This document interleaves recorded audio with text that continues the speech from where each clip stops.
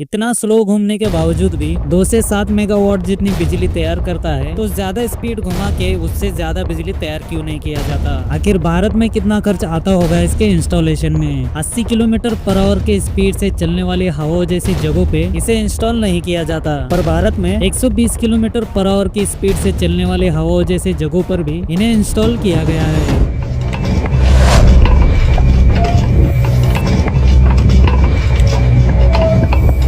Hello guys, तो कैसे हो आप लोग? दोस्तों, ये जो विंड मिल्स होते हैं, जिसे पवन चक्की भी कहा जाता है, इसके इतने धीरे घूमते हुए रफ्तार को देखकर हम ये जरूर सोचते हैं कि इतना स्लो घूमते हुए आखिर ये कितनी बिजली तैयार करता होगा।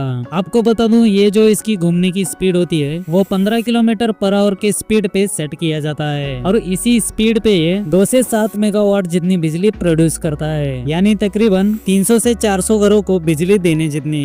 ये जो पवन चक्की होती है 400 फीट तक ऊंची और 200 फीट तक लंबी होती है। 200 फीट तक लंबे तो इसके ब्लेड ही होते हैं। दोस्तों, ये ब्लेड्स इतना स्लो घूमते हुए जो इतनी ज्यादा बिजली बनाते हैं, उसका मेन सीक्रेट होता है इसके पीछे बनाए गए कैबिन में। यानी इसका एक ब्लेड जब एक चक्कर पूरा कर लेता है, तब तक इसके पीछे लगाई गई मोटर या गियर सिस्टम भी कह सकते हो, तो इसके पीछे लगाया गया गियर 100 चक्कर लगाता है। यानी इन ब्लेड से कहीं ज्यादा स्पीड में पीछे वाले गियर्स घूमते हैं, और इसी स्पीड को यूज करके बिजली बनाई जाती है। दोस्तों, 15 किलोमीटर पर आवर की स्पीड में ही 2 से 7 मेगावाट जितनी बिजली तैयार होती है, तो फिर ज्यादा हवा चलने के बाद ये ब्लेड्स ज्यादा स्पीड में घूमने के बाद तो काफी ज्यादा बिजली बनती होगी। ये बात भी हर किसी के दिमाग में होती है। ये जो ब्लेड्स होते हैं वो 15 से 20 किलोमीटर पर आवर की स्पीड से घूमने के लिए ही डिजाइन किया होता है। इससे ज्यादा स्पीड में अगर ये घूमने लगते हैं तो ये फिर टूट जाते हैं। नीचे से लेकर ऊपर तक ये जो सेटअप होता है, ये भी 70 से 75 किलोमीटर पर आवर की स्पीड से चलने वाली हवाओं को ही झेल सकता है। जब 80 किलोमीटर पर आवर की स्पीड से हवा चलने लगती है तो ये पूरा विंड मिल ही गिर जाती है। इसके कैबिन के अंदर एक ब्रेकिंग सिस्टम होता है, जो ज्यादा तेज हवा चलने पर, यानी 15 किलोमीटर पर आवर की स्पीड से ज्यादा हवा चलने पर इसके स्पीड को ब्रेक लगाकर कंट्रोल किया जाता है, जो कि ये ज्यादातर बार नहीं होता,